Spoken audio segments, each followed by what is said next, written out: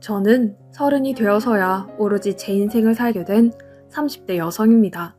인도 속담에 잘못한 기차가 목적지에 데려다 준다는 말이 있다더군요.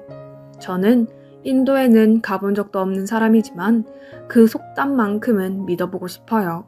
제 인생과 너무 닮은 얘기라서요. 사람이 세상에 태어났다는 건 부모가 있다는 증거입니다. 그런데 저에게는 부모가 없어요. 저를 키우기 힘들었는지 아니면 실수로 저를 잃어버렸는지 그것도 아니라면 저만 남겨둔 채 세상을 떠나셨는지 그 이유는 알 수 없지만요. 제가 춘천에 있는 여관에 오게 된 것은 88 올림픽이 한창이던 9월 27일입니다. 보육원 원장님과 선생님들이 모여서 유도 대결을 보는 중이었습니다. 그때 대문 밖에서 아이 울음소리가 들렸고 원장님과 선생님들은 밖으로 달려 나왔다고 합니다. 눈앞에는 포대기에 둘둘 말린 갓난 아기가 있었어요. 바로 저입니다. 이름도 나이도 태어난 날짜도 그 어느 것도 남겨져 있지 않았다고 합니다. 하는 수 없이 원장님께서는 제가 보육원에 들어온 그날을 제 생일로 만들어 주셨어요. 그렇게 제 생일은 1988년 9월 27일이 됐어요. 그날 이후 저는 쭉 그곳에서 자랐어요. 몇 번 입양을 갈 뻔했지만 이상하게 일이 잘 안 풀려서 매번 입양은 불발이 되고 말았어요. 결국 저는 보육원의 터줏대감이 되었어요. 정 붙이고 살면 다 고향이라고들 하지만 그건 시설에서 살아보지 않았을 때 얘기입니다. 모든 시설 관계자들이 그런 건 아니겠지만 제가 자란 보육원의 원장님과 선생님들은 그리 좋은 분들만은 아니었어요.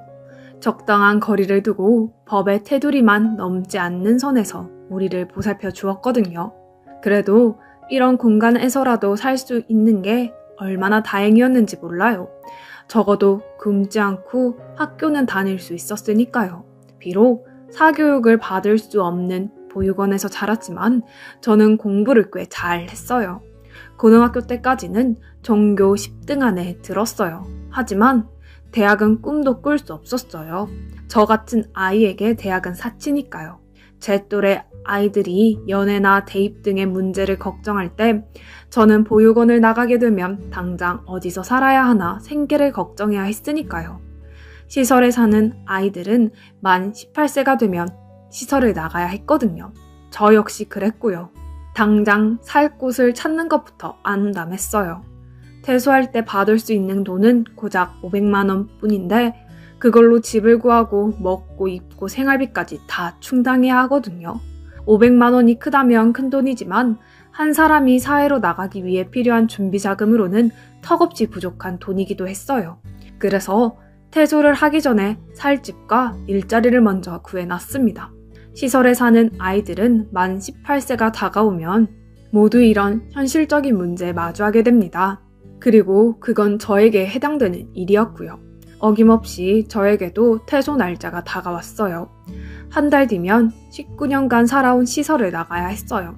그 무렵부터 저는 매일 밤 악몽에 시달렸어요. 아직 살 곳과 직장을 구하지 못했거든요.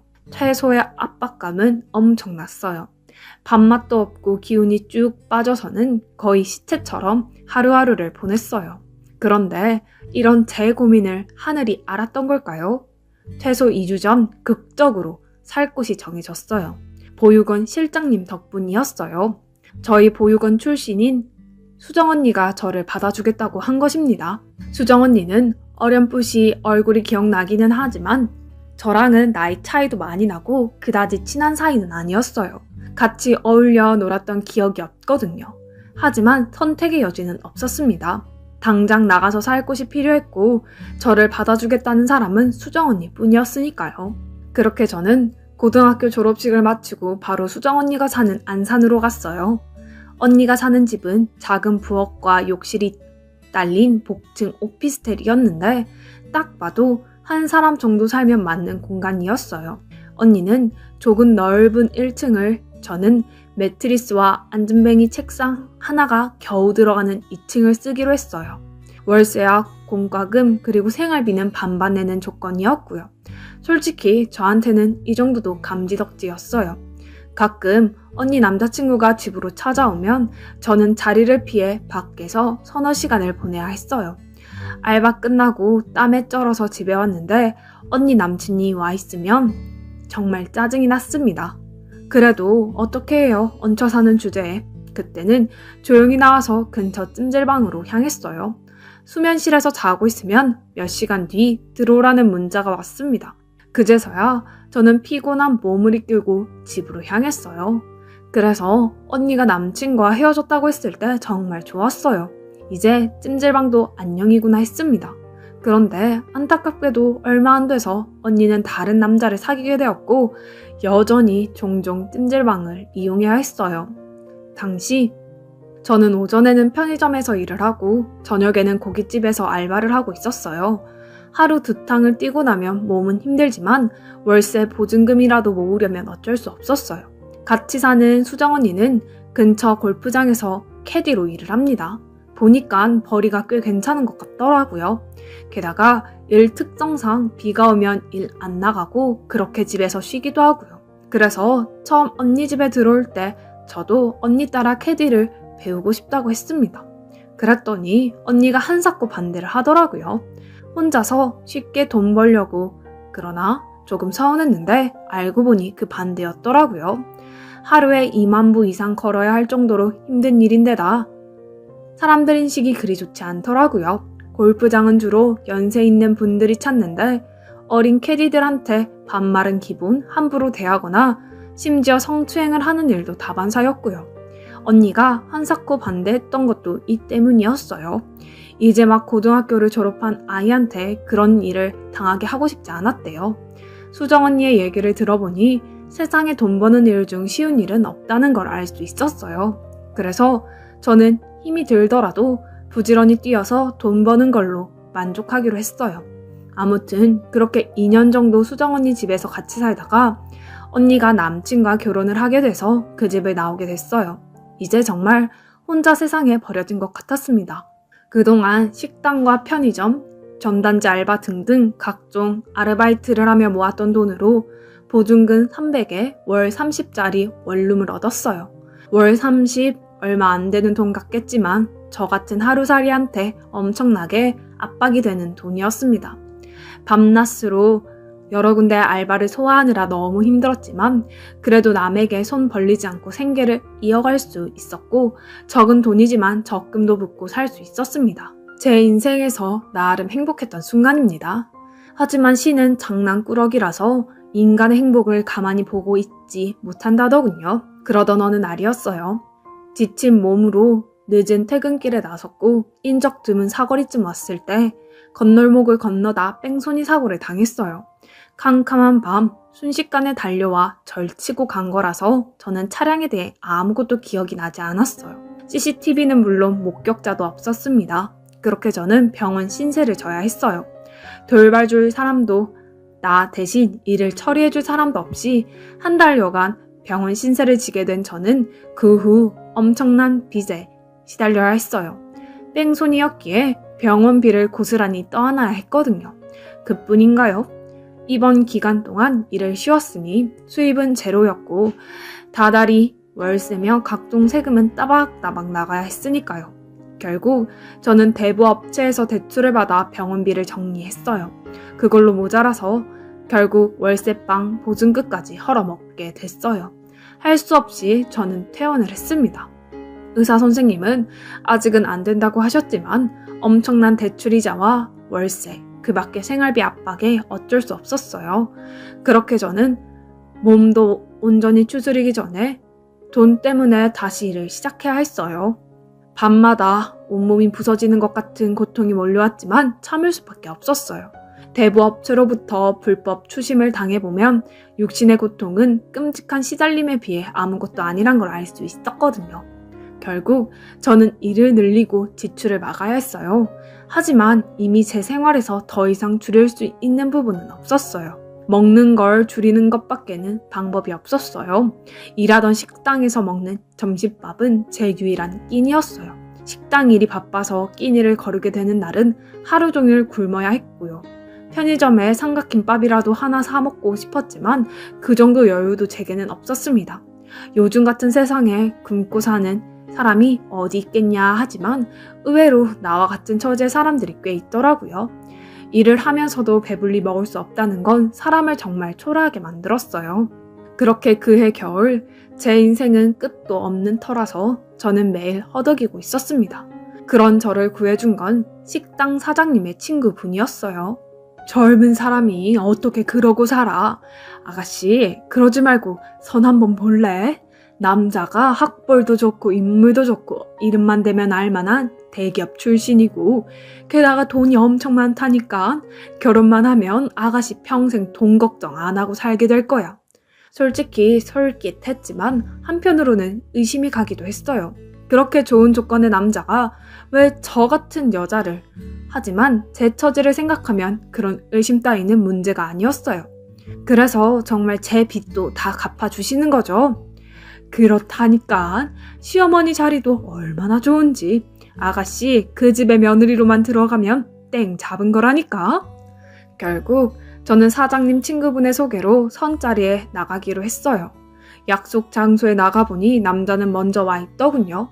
나이는 40대 초반 정도 되어 보였는데 소개해준 아주머니 말대로 잘생긴 데다가 귀티가 난다고 할까요? 많이 배운 사람 같다고나 할까? 암튼 저와는 다른 세계 사람 같았어요. 그런데 이 자리가 불편한 건지 제가 마음에 안 드는 건지 남자는 어두운 표정으로 말없이 그저 앉아있을 뿐이었어요. 저는 어떻게든 남자에게 잘 보이려고 이런저런 얘기를 떠들었어요. 솔직히 제가 말을 하면서도 내가 지금 무슨 소리를 하는 건가 싶을 정도로 정신이 없었어요. 그때였습니다. 남자의 휠체어가 들어온 거였어요. 남자의 상대가 왜 나 같은 여자가 뽑혔는지 그 이유가 궁금했는데 바로 이것 때문이었습니다. 남자에게는 두 다리가 없었어요. 휠체어에 앉아 담요로 하반신을 덮고 있었지만 두 다리 부분이 비어있는 건 충분히 알아볼 수 있었거든요. 그러고 보니 제가 안으로 들어설 때도 남자는 자리에 앉아 있었기에 저는 남자가 앉아있는 의자가 휠체어였다는 걸 생각도 못했습니다. 황당한 표정을 읽은 남자는 그제서야 처음으로 입을 열었어요. 10년 전 사고로 두 다리를 잃었어요. 평생 일어설 수도 걸을 수도 없어요.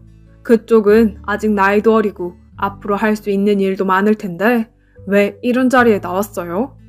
왜 나 같은 남자랑 결혼하려는 거냐고요? 지금이라도 거절하세요. 그리고 당신 인생 사세요.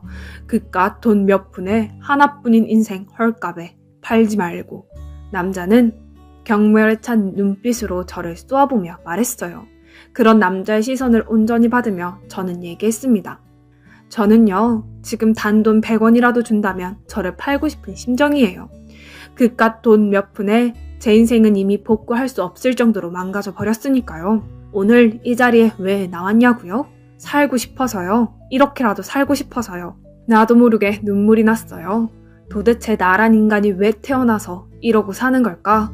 난생 처음 보는 남자 앞에서 그간 내가 살면서 노력했던 모든 것들을 부정당하면서 차라리 태어나지 않았더라면, 그랬다면 이런 꼴도 보이지 않았을 걸 하는 생각에 감정이 복받쳐서 눈물을 멈출 수 없었어요. 휠체어에 앉아있던 남자는 그런 나를 보자 아무 말 없이 고개를 숙이더군요. 한참 뒤 저는 결심을 굳혔어요. 이 결혼 하겠어요. 이 지옥 같은 생활을 벗어날 수 있다면 저는 이런 결혼 10번이고 20번이고 할 수 있어요. 그러니까 어차피 여자가 필요한 거라면 제가 할 수 있게 해주세요. 제발 부탁드려요. 그렇게 처음 보는 남자한테 결혼을 할 거라고 말을 하고 집으로 돌아왔어요. 그리고 다음날 시어머니한테 전화가 왔고 이후 모든 일은 일사천리로 진행되어 얼마 뒤 남자의 집으로 들어가 살게 됐어요. 그리고 그해 겨울 23살 나이에 19살 연상의 남자와 결혼을 했어요. 남편은 어머니와 단둘이 살고 있었는데 엄청나게 큰 저택에는 이를 도와주는 도우미 아주머니도 간병인도 없었어요. 동네 슈퍼 아주머니가 그러시는데 며느리 드린다고 얼마 전 모두 내보냈다고 하더군요. 결국 저는 이 집에 일꾼으로 들어온 셈이었어요. 밥하고 빨래하고 청소하고 크고 작은 집안일들을 정리하고 거기다 다리가 불편한 남편을 대신해서 그를 씻기고 그의 다리가 되어주는 것까지 모든 게 제 일이었어요. 시어머니는 사람들 앞에서 세상 둘도 없는 천사표 시어머니였지만 사람들이 돌아가고 나면 전혀 다른 사람으로 변했어요. 폭언은 기본이고 때에 따라서 폭력도 행사했어요. 하지만 자신의 아들 앞에서는 이런 모습은 온데간데 없이 좋은 시어머니로 변했어요. 시어머니의 폭언과 폭력은 주로 남편이 올 수 없는 지하 창고나 주차장에서 벌어졌으니까요. 하지만 저는 이런 사실을 남편한테 알릴 수 없었어요. 왜냐하면 결혼 전 시어머니 앞에서 각서를 썼거든요. 어머니와의 사이에서 일어난 일들은 단 한마디도 남편한테 하지 않겠다고요. 약속을 어겼다가는 그날로 결혼 전에 받은 돈의 3배를 물어내고 집을 떠나기로요. 남편은 좋은 사람이었어요. 조용하고 늘 사색을 즐기는 사람이었어요. 책을 좋아해서 하루의 대부분을 서재에서 보내고는 했습니다. 처음에는 저랑 눈도 안 마주치는 사람이 언젠가부터는 제가 어머님 눈을 피해서 잠시라도 쉴 수 있도록 저를 데리고 외출을 하기도 했어요. 남편은 정말 따뜻한 사람이었습니다. 주로 미술관이나 한적한 호수 야외 카페에 가서 몇 시간씩 시간을 보내고 왔어요. 남편과 데이트를 즐기는 그 시간이 유일하게 어머님의 눈을 피할 수 있는 시간이었어요. 그러던 어느 날이었습니다. 원래 내 꿈은 미디어 아트 디렉터였어요. 제대하고 나서 유럽 배낭 여행을 떠났다가 독일 칼스루의 대학에서 열린 전시회를 보게 됐는데 심장이 두근거리더라고요. 그때 처음 영상 미디어에 관심이 생겼고 유학을 결심하게 됐어요. 갑자기 아버지가 돌아가시지 않았다면 아마 그 분야의 공부를 하러 유학을 떠났을 거예요. 아버지가 하시던 사업을 물려받아서 포기했지만요. 당신은 나처럼 포기하지 말아요. 하고 싶은 게 있으면 뭐든 얘기해요. 당신은 할 수 있어요. 내가 도와줄게요. 처음이었습니다. 누군가 나에게 포기하지 말라고 말해준 건 그날 이후 저는 남편의 서재에서 남편과 함께 책을 읽고 제가 하고 싶었던 일들에 대해 생각하는 시간을 가졌어요. 물론 어머님 눈을 피해서요. 그리고 드디어 제가 뭘 하고 싶은지 조금씩 윤곽이 잡혀가고 있었어요. 그런 데이트라면 데이트 같은 시간을 하루하루 보내면서 남편과 저도 어느 평범한 연인처럼 행복했습니다. 남편의 웃는 모습도 늘어가고 있었어요. 저는 그 웃는 모습이 정말 좋았어요. 어느 날 남편이 좋아하는 우렁 된장찌개 끓이려고 마트에 들려서 장을 보고 돌아왔는데 집 앞에 경찰차와 응급차가 있더라고요. 부모님, 무슨 일이래요? 저는 현관 앞에 하얗게 질린 채 서 있는 어머님을 보고 물었습니다. 어머님은 저를 보자 눈물만 뚝뚝 흘리더라고요. 잠시 뒤 하얀 천에 덮인 채 집안에서 들것에 실려 나오는 건 제 남편이었어요. 집에 강도가 들었고 시어머니는 밖으로 도망을 쳤지만 남편은 강도의 손에 죽음을 당한 것입니다. 하늘이 무너지는 것 같았어요. 내 인생의 유일한 내 편이었던 남편이 이렇게 허망하게 세상을 떠났다니 믿을 수가 없었습니다. 하지만 저에게 닥친 시련은 이게 끝이 아니었어요. 남편의 장례를 치르자마자 어머님이 저를 부르시더니 말씀하셨습니다. 남편도 줄 거 없는 집에 네가 있을 필요가 있겠니? 어차피 넌 네 남편 간병인이었는데 네가 할 일은 끝났으니까 그만 나가라. 참 유산을 받겠다는 야무진 꿈을 안 꾸는 게 좋아. 니들 혼인신고도 안 되어 있으니까. 알아들었으면 당장 짐 싸서 나가. 어머니 제발 이러지 마세요. 당장 나가라고 하시면 제가 어디로 가요? 지금까지 그랬던 것처럼 집안일이라도 돕고 살게 해주세요. 저는 어머님 바지 가랑이를 붙잡고 사정을 했어요. 하지만 어머님은 매정하게 저를 내쫓으셨습니다. 결국 저는 돈 한 푼 없이 집에서 쫓겨났어요. 제 수중에 있는 돈이라고는 그달 생활비에서 쓰고 남은 돈 100만 원 남짓이었습니다. 제가 보육원에서 나올 때보다도 적은 돈이었어요. 그렇게 저는 짐 가방을 들고 다시 찜질방을 전전하고는 했습니다. 그리고 한 달 뒤 저는 다시 집으로 돌아왔어요. 어떻게 된 거냐고요? 찜질방을 전전하던 어느 날 전화가 한 통 왔어요. 시아버님 때부터 남편의 일을 봐주시던 김 변호사님이었습니다. 남편이 유언장을 남겼다는 겁니다. 모든 재산을 사실혼 관계인 저에게 남긴다고요. 기적과 같은 일이었어요. 덕분에 저는 다시 집으로 들어가서 살게 됐고, 저는 제가 당했던 것처럼 어머님을 집에서 내쫓아 버렸어요. 왜냐면 남편이 제게 남긴 편지를 통해서 알게 됐거든요. 어머님이 남편의 친어머니가 아니라는 사실을요. 시아버님의 비서였는데 어머님이 돌아가시자 아버님을 유혹해서 결혼을 했고 그렇게 이 집에 들어온 거였어요. 그런데 야속하게도 결혼하고 바로 아버님이 돌아가셨고 이전에 만들어 놓은 유언장에 어머니 얘기는 없었던 관계로 모든 재산은 유일한 혈육인 아들에게 남긴다던 아버님의 유언대로 남편에게 간 것이었습니다. 어머님과 사이가 안 좋았던 남편은 어머님을 내쫓으려 했지만 그때 교통사고로 하반신을 다치면서 그냥 함께 살게 된 거였고요. 어머니한테는 제 남편이 눈에 가시였어요. 남편만 죽으면 그 재산이 다 자기 것이었으니까요. 그래서 길을 쓰고 결혼을 막아왔고 집안 어른들 때문에 그게 쉽지 않자 천의 고아인 저를 데려다가 며느리로 들이고 아들 병수 말에 집안일까지 부리며 살았던 겁니다. 솔직히 저 없을 때 집에 강도가 들었다는 것도 의심스럽지만 증거가 없으니 심증을만 가질 뿐이었어요. 다시 집에 들어가던 날 저는 어머님한테 처음으로 제 속에 있는 말들을 다 쏟아냈어요. 어머님, 이제 어쩌죠? 이 집에서 나갈 사람은 제가 아니라 어머님인 것 같은데요. 저랑 남편 혼인신고가 안 되어 있다고 남편 재산이 모두 어머님 차지인 줄 아시는 모양인데 제 남편 그리 허술한 사람 아닌 거 어머님도 아시잖아요. 김 변호사님한테 아직 연락 못 받으신 모양인데 이 집 그리고 남편 명의 부동산과 주식 그 밖에 은행 잔고들 모두 사실혼 관계인 제 앞으로 남긴다는 유언장을 남겼다고 하네요. 그런데요. 저는 어머님한테 당한 걸 이 정도로 끝내지 못하겠어요. 제 남편이 교통사고 당한 것도 그렇고 갑자기 강도손의 죽임을 당한 것도 그렇고 너무 의심스럽거든요. 솔직히 물증은 없어요. 그런데 심증은 가요.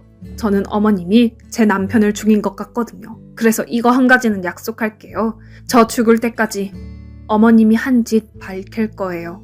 그래서 어머님이 꼭 벌 받게 할 거라고요. 그러니까 절대로 죽지 마시고 제가 증거 잡을 때까지 구차하게라도 연명하고 계세요. 집에서 쫓겨난 어머님은 몇 날 며칠을 찾아와 집 앞에서 행패를 부렸고 저는 경찰에 어머님을 신고했어요. 결국 어머님은 접근 금지 명령을 받게 되었습니다. 저는 아직도 업체를 통해 남편의 죽음에 대한 진실을 밝히려고 노력 중이에요. 아직은 뚜렷한 물증이 없지만 언젠가는 밝혀질 거라고 믿고 있어요. 그리고 대학 진학을 준비하고 있어요. 사회복지과에 들어가서 공부를 해보려고요. 궁극적으로는 사회복지사가 되어서 저처럼 어려운 친구들을 돕고 싶거든요. 비록 저는 잘못된 기차를 타고 운 좋게 목적지에 도착했지만 그게 흔한 일은 아니잖아요. 제 인생은 제 잘못도 아닌데 태어날 때부터 잘못된 것처럼 살았어요. 그래서 저와 비슷한 처지의 친구들만큼은 제대로 기차를 타고 목적지에 도착할 수 있도록 돕고 싶어요. 그래서 인생의 가장 어두운 시기에 제게 찾아와 제가 인생을 찾을 수 있도록 도와준 남편처럼 저도 누군가에게 도움이 되고 싶으니까요. 지금까지 제 사연을 들어주셔서 감사드리고요. 여러분도 꿈 잃지 마시고 오늘도 견디며 꿋꿋이 살자고요.